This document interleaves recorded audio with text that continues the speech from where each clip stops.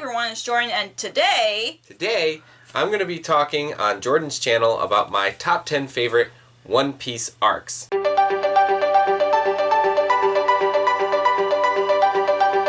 this is going to be unusual for this channel because I know my husband loves One Piece, but for me, I'm not much of a fan. I know, T-spill, but I did give it a try, so, and Kevin thought it would be nice to talk about his favorite arcs on One Piece, so yeah, it was Kevin's idea to do this kind of video on my channel, but yeah, take it away, Kevin.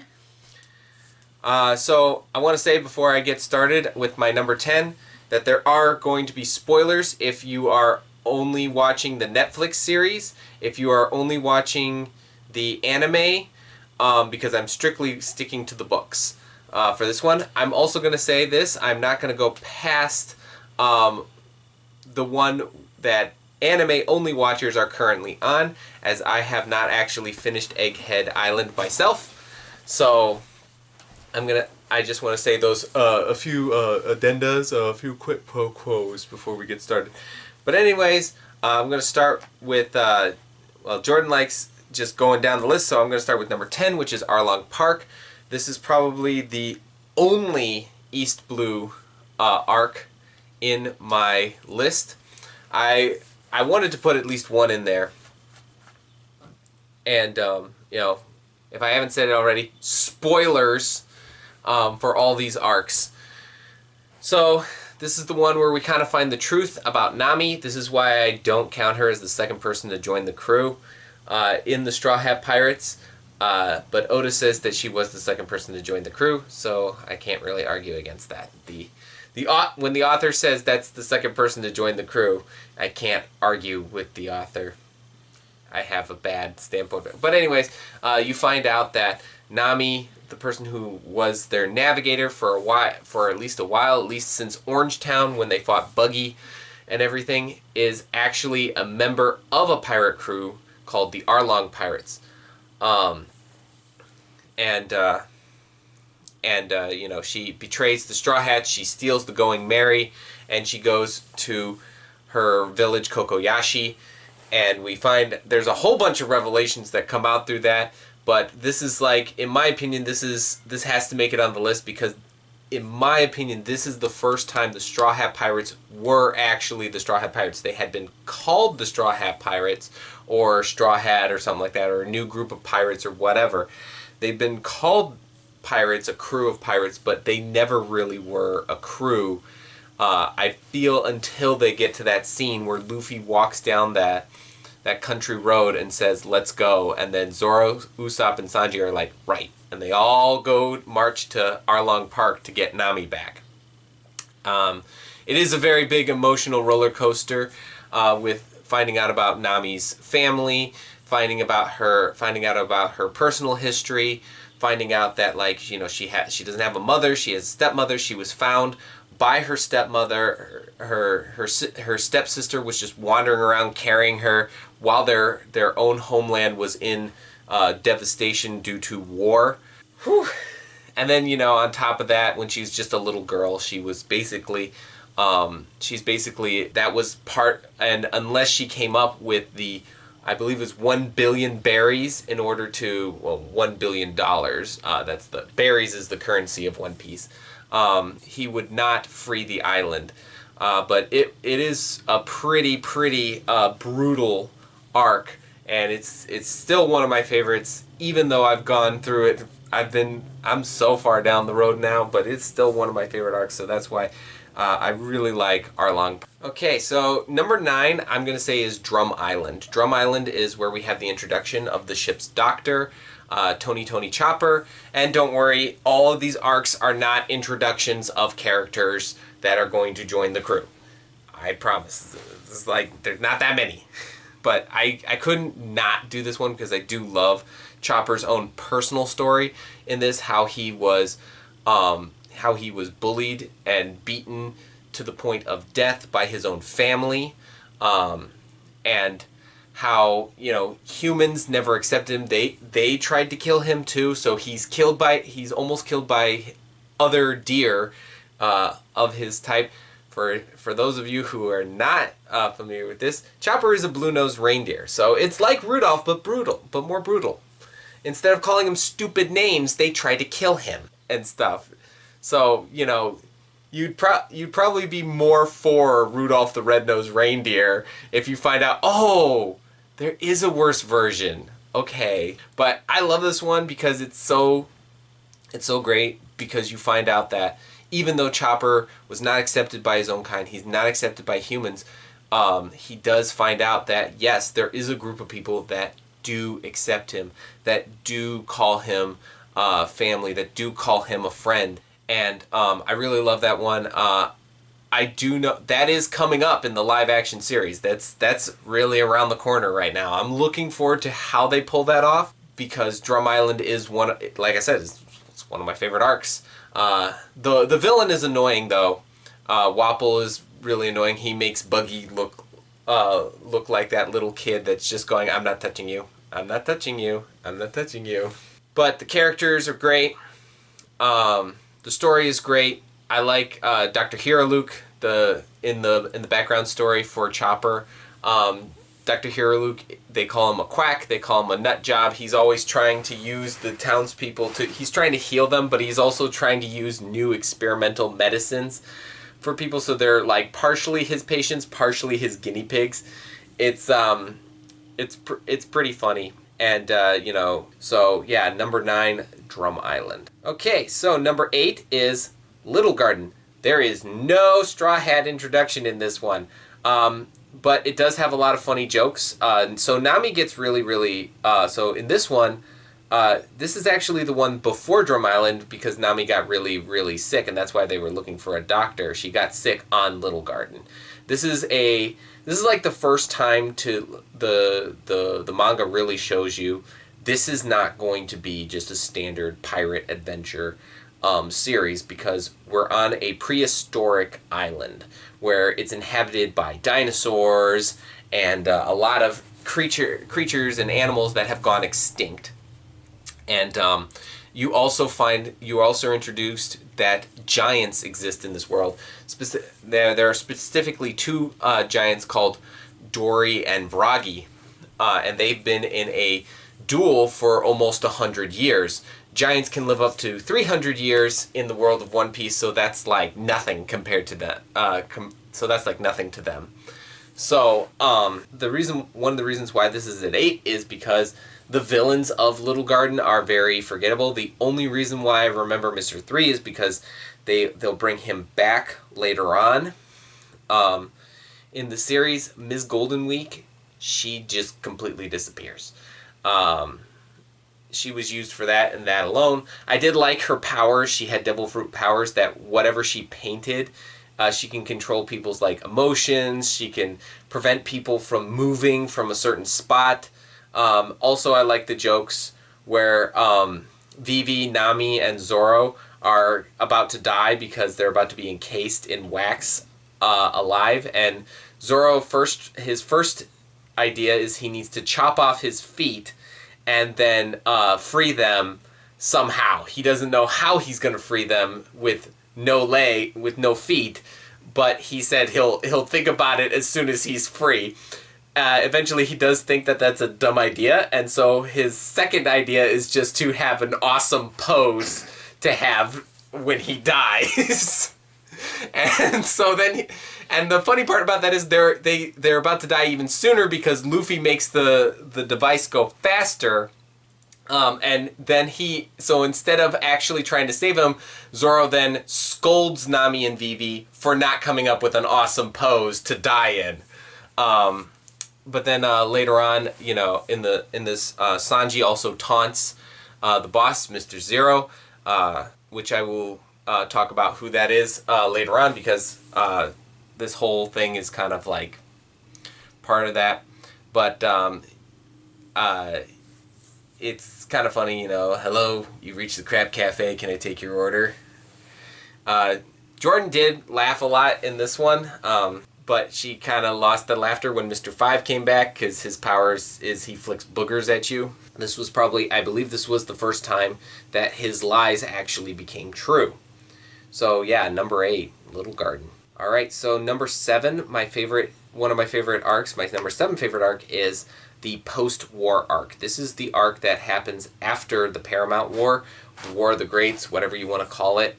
Luffy now comes to the realization of that his dream is this is a harsh one to go through, because this is when Luffy kind of comes to this realization that he cannot achieve his dream of becoming king of the pirates. It's not attainable for him, and he is really thinking about giving up. And you really do feel that in this arc. You do feel like Luffy is not going to become king of the pirates, that he's just going to give up and just live on some sort of deserted island somewhere. Brings him back to reality and focuses on seeing his friends again.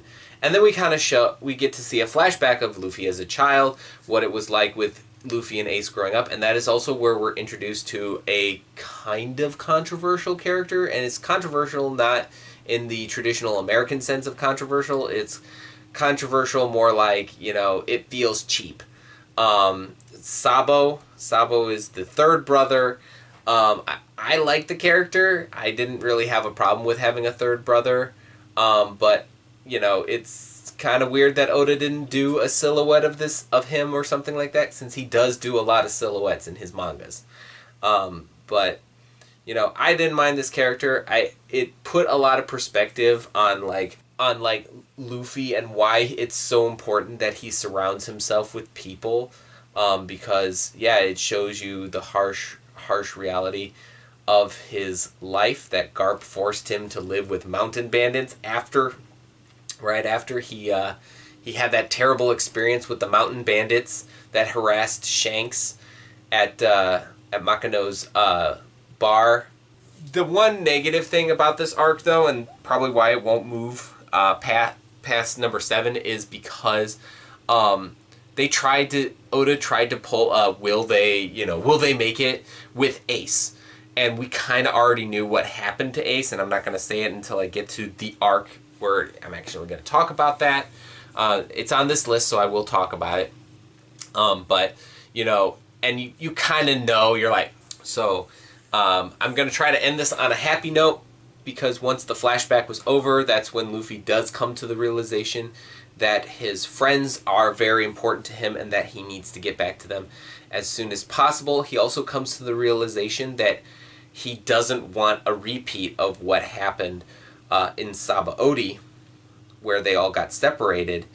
That's not on this list, so I won't be talking about that in depth and everything like that. So he decides to take 2 years to train, and he even wanted to send the message to his friends where they go back to Marineford, ring the Ox Bell, and he has the cross off 3D and puts 2Y instead.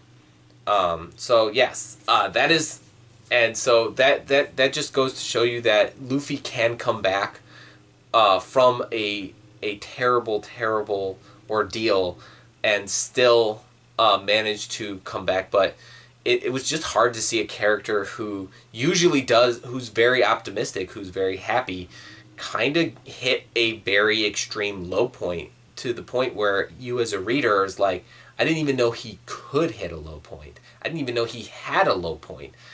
And so it was really shocking. So that's why, number 7 is post-war. Yeah, I don't know how Jordan's doing this. So number 6 is Zoe. I'm trying to figure out the rules of Jordan's videos, because I know how I do it on my channel, but I don't know how Jordan's doing it on her channel. I don't know if I should just jump to the next one, give her 10 seconds, I don't know. But number 6 is Zoe. Zoe is one of the more recent arcs, although it's not that recent, because I think it's like 3 years old now. But they go to an island that's actually not an island. It's on an elephant's back named Zunisha. The half of the Straw Hats had already made it there. Brook, Chopper, Nami, and Sanji, because they got separated when they were in Dressrosa. That was going to be on this list, but I decided not to put that one on there. But because I like this one better. This one is inhabited by humanoid animals. So everybody is an animal. All the inhabitants of this island is an animal. You can only find this island by really having someone there and using like a Beaver card, or you have because the elephant's always moving. So it's just really difficult to find. This is kind of where we're introduced to the threat of the four emperors of the sea and how terrible and terrifying they are. They kind of already went through that. They're about to go through that a little bit more later on. But this is where, especially the emperor that they're going to challenge, the one that they're trying to take down, Kaido, King of the Beasts, the strongest being alive, and you kind of feel that's where he gets that title from. That's why this person is so dangerous, because only one of his henchmen, Jack the Drought, pretty much almost single-handedly destroyed their country, and the only reason why they survived was because Zunisha was basically giving herself a bath. And devil fruit users are weak against seawater. He ate the elephant fruit model mammoth, as well as a lot of his henchmen ate these artificial devil fruits called smile fruits. They're not normal devil fruits. They were scientifically made. I know there's like a theory that devil fruits are kind of made by science. They're not real, but it's science that was lost. And Dr. Vegapunk was trying to bring that back during Punk Hazard, but to no avail. But then Caesar kind of made his like bargain bin, version of the homemade devil fruit. So yeah, Zoe, number 6. Okay, so number 5 is Alabasta. Alabasta is still, it's kind of funny. This one is a very, very old arc, but it is still a lot of people's favorite to this day. It even houses one of the favorite villains, Sir Crocodile. He is one of the 7 warlords of the sea. And I will explain this because I'm going to have to explain the separations of the two. The 7 warlords of the sea are pirates that work for the government. And it is to keep the balance with the 3 great powers. They did not explain the 3 great powers in the Netflix series yet. I'm assuming that they're going to do that at some point. But, basically it's the Marines, the warlords, and the 4 emperors. The 7 warlords of the sea are pirates that are privateers for the world government. The 4 emperors are not. They are 4 pirates that rule over the new world and kind of make it almost like a lawless town. But yeah, they're more like mobsters. The 4 emperors are more like mobsters. But I love this. It's like our first time we get to see like a big battle, and I'm kind of wondering how they're gonna do that with this. But I think it's possible that they can do it. I think it's totally possible that they can do it in the Netflix series. This is really cool. This was really cool. Like, basically, you get to see more of Vivi's backstory, specifically, like, what she was like as a child. You get to see, like, her relationship with the people of the country. You get to see her relationship with like, the other people who work in the castle and everything like that. And you really do feel a lot of sympathy for this character. You do feel very hard. So once they defeat Crocodile and, he's found out to be, like, the leader of Baroque Works. Once again, spoilers. I've been saying spoilers. Is really nice, and it gives the readers, like, a good sigh of relief, because you're rooting for these characters to succeed. You're rooting against these other characters. And so that's why I feel like what happens after Alabasta, and I'm going to say a little bit of Alabasta, they say goodbye to Vivi in a very tearful goodbye, where they turn around, they don't say anything, they just show the marks that they gave him so they can outwit Mr. 2. And so that way she knows they're always going to be friends. But then, like, right after that happens, Robin, like, the second in command of this group that they just fought, joins the crew. So that does leave a lot of tension to the characters, with the characters. But we later do find out, we do get some questions answered. I will be talking about that later on. I know I've been saying that. But yeah, number 5, Alabasta. Okay, so number 4 is Whole Cake. Leading up from Zoe, we find out that Sanji actually defected from the Straw Hat Pirates to try to join the Big Mom Pirates, and he did that because they threatened to kill Zeph. Zeph is the owner of the Baratier. He is basically Sanji's like foster father, his stepfather, because his real father, Vinsmoke Judge, comes into the picture because he wanted to form an alliance with the Big Mom Pirates, and the Big Mom Pirates wanted like their secrets to cloning and making super soldiers so she can become a stronger pirate. That's what they call them. So it's like trees can come to life, food can come to life, buildings can come to life.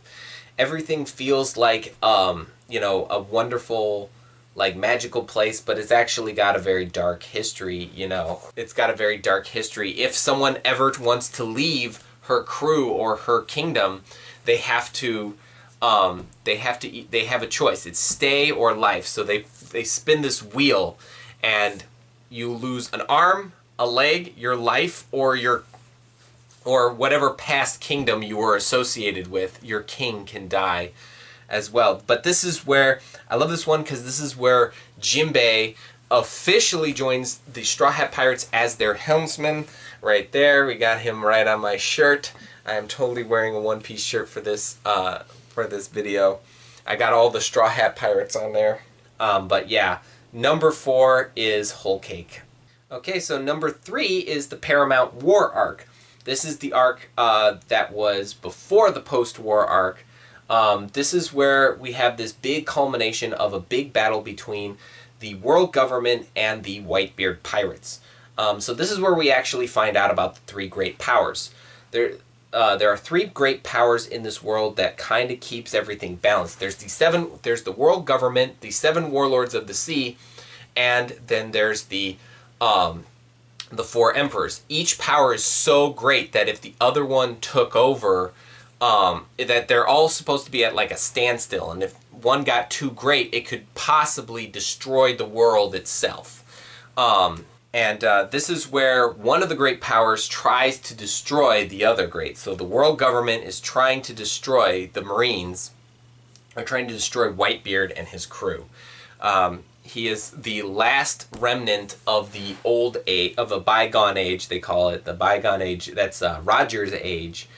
You know, it's a pretty crucial, pretty bad battle. This is also the first time that Oda killed a character in his books, because for the up before this point, people have died brutal deaths. Like Igaram, he blew up. So did Pell. They both died in an explosion, but then they just put a band-aid on their head. Bandage on their head, dust themselves off, and it's like, wow. So yeah, number 3 is the Paramount War. Okay, so number 2 is WaterSeven. Not number 7, number 2 is WaterSeven. And this is where we come to the island, that the floating, basically it's a floating island called WaterSeven. It's very much based off of Venice, where it's like, you know, a city that's pretty much underwater. It's a wonder how it's, you know, still up. But in this one, and now I'm talking about the entirety of WaterSeven. According to sources, WaterSeven is, they show up to WaterSeven, they go to Enies Lobby, they come back to WaterSeven, and then they leave. That's WaterSeven. So I'm talking about the entirety of this one. This one is a frickin', like, this one destroys me every time I watch it. I'm not gonna lie. Every time I watch it, every time I read it, it destroys me emotionally. I think this is the one arc where I will have Niagara Falls every time. I'm not afraid to say that. Because first of all, we show up to this place and it all goes from bad to worse. They wanna fix up their ship, the Going Merry. It is like taken on a lot of damage. We then find out that it's impossible to repair the Mary, and that they have to consider replacing her. Luffy and Usopp get into a huge fight to the death over who's going to be the captain of the Going Merry, because Luffy made the executive decision to replace the ship. Usopp did not find this, so they have a fight to the death. Frankie then shows that what everybody was saying, like, Usopp's trying to live in denial. Luffy is doing a bad job at handling this. We all know this, because otherwise it wouldn't have gotten out of control. Plus, you know, it's coming from someone that, you know, they've had a lot of fun with. They've had fun. And then to top it off, Robin we find out Robin betrayed them, is working for the world government because they were going to kill them all. And so she made the executive decision to, you know, leave with CP9, who is like a secret dark assassin group for the world government. And so basically, then we get in my opinion, one of the cool. Eventually, they take a sea train called Rocket Man to Ennis Lobby, which is the judicial island of the world government. It's basically a showcase because they already believe you're guilty. So basically, they're going to determine if the determination is not are you guilty or innocent. The determination is are you going to go die slowly and impel down, or are you going to die quickly in an execution block? That's basically it. You know, we get to see this part where every One Piece fan knows this part, the I Wanna Live. The I Wanna Live scene where Robin screams out, tears in her eyes, I wanna live, take me to sea with you, let me be a member of your crew again. And I love this arc because this is the part where it confirms that Robin is a member of the Straw Hat crew. Because when she was first introduced, she was the bad guy. When she first joined, she still kind of had that mistrust. People still didn't trust her to the point, and you kind of even have that unsettling feeling. Yeah, they protected her, but that was because Luffy ordered them to. When Aokiji tried to kill her and take her in and everything like that. But this is where the Straw Hats are saying, no, you are a member of our crew, and you're coming back with us. You know, you get to live. And this is when Saul's prediction in her flashback with Ohara, you know, one day she'll find people who will one day she'll find people who are willing to die for her, and she came to the realization that the Straw Hats are her not only her friends but her family, and that's where she really truly belongs. And I just love this arc so much. It's it probably would be my #1 favorite arc. But you know, I do have another one that is a little more better in my opinion.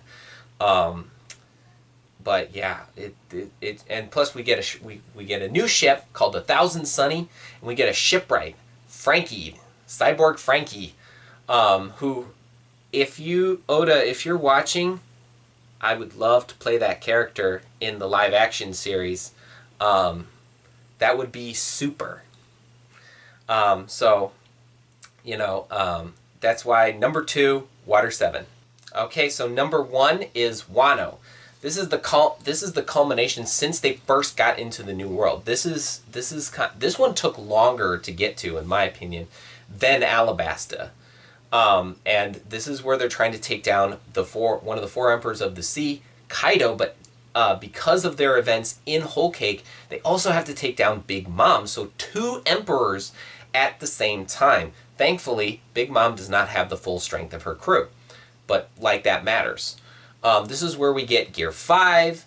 This is where we get, you know, and I love every bit of this. I love it in the anime, and I love it in the I love it in the anime. I love it in the manga. Gear 5 is pretty freaking awesome. It's freaking hilarious. I love Gear 5. You know, Yamato's pretty cool. And basically we kind of get to see what Kaido has been doing in the past couple, you know, 10, 20 years since he became the ruler of Wano. He turned it into a giant factory where he basically enslaved the people.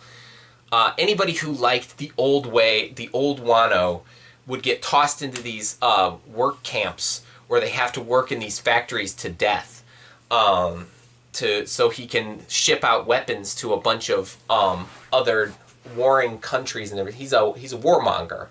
That's how he got a lot of his power and strength, was becoming a warmonger. And then he powers up his crew by making these homemade devil fruits called smile fruits. And they're called smile fruits. This is a really harsh part. So they're called smile fruits. Spoilers. We're in number 1. But spoilers, they're called smile fruits because there are 3 things that can happen to you if you eat a smile fruit. So if you eat a devil fruit, you eat it, you get a power. You can get a zone devil fruit, which means you can turn into some form of an animal. You can get a paramecia, which means you can get like some sort of physical thing, or you can get a logia, which is kind of some form of an element. This has been played with and gone back and forth on this so much. It's kind of broken in my opinion, the devil fruit system is a little broken now, but it's still interesting. It's still interesting and still fun. But so there's 3 things that can happen if you eat a smile fruit. You will either get an animal power, and what that means is an animal will kind of grow around you and be part of your body, and you'll kind of be like enveloped in it. You'll get like kind of an animal power. These are gifters. And then you won't get anything at all, but something might happen. They call them waiters. And then the final ones are you just have an uncontrollable laughter. This is called, these people are called pleasures. And so you're just perpetually laughing all the time. You're perpetually smiling. You can't cry. You can cry, but you can't show sadness. You can be angry, but you can't show anger. You can only show joy. And that's why they call it a smile fruit. Because Orochi, I'm kind of the daimon, but not that. I'm trying to remember. The daimyo of the ruler of Wano, because they do the actual titles, So Shogun, he's the shogun. There we go. My brain is just not working right now. So he's the shogun of Wano, and so there's a neighboring country where they were like hungry and sad and miserable, so he gave them all smile fruits to have them just laugh forever, because it was depressing him too much. But then he almost killed somebody because of the smile fruit. So he makes, it's like a lot of people in this manga make these decisions based around stuff that they eventually come to regret later on. But oh my gosh, yeah, you're kind of like, hoping that Luffy has like this big nuclear fist that just, gets rid of like Kaido and Orochi in one go. But don't worry, folks. This is a spoiler talk. They do get their comeuppance. Orochi does burn to death. And Kaido gets defeated by Luffy. He doesn't have like this horrible, painful thing, but and it's the one thing I love about this one is because they didn't want Luffy to awaken his devil fruit and have it revealed that it is the human fruit model Nika. So they had one of the CP0 guys try to kill him. They killed him. That awakened his devil fruit. Oh, that thing that we were trying to prevent happened while we were trying to prevent it. Honestly, I think the 5 Elder Stars are the 5, Oda should consider renaming them the 5 idiots, because that's what they are. They're the 5 idiots. They always think that what they're doing is a smart move, but it turns out to be the dumbest thing ever. And that thing that they're afraid of happens because they intervene. They should just back off and just be like, because chances are Luffy would have lost his fight against Kaido and would have officially died. And then the chances are, this is all speculation, of course, because this is kind of like saying, who would win in a fight, Superman or the Hulk? It's like, it can only be speculation, But chances are, Luffy would probably have lost, and Kaido would have enslaved the Straw Hats, and terrible things would have happened. But, once again, there's like a little bit of a happy ending. I'm disappointed that they did not get a new crew member from this, because I would have really liked it. Like, if they had some sort of big reward from this, Because this started in Punk Hazard. We moved to Dressrosa. We went to Zoe. We went to Whole Cake. We finally got to Wano. And then it's like, oh, are they going to get a new crew member? Is it going to be Yamato, Carrot, or both? Neither. They both go and do their own thing. Oh, are they going to get like, some cool new stuff? They kind of. Like, Nami gets Zeus. Zoro gets Emma. Luffy gets Gear 5. Sanji becomes like almost indestructible. Chopper manages to make his monster point last a little longer, but he turns into old man baby Chopper. And Robin, she got like this demon form. Frankie's Frankie. I think Frankie's the only one who got the short end of the stick with that. Because Usopp got his observation hockey in Dressrosa leading up to that. Zoro becomes like the Lord of Death.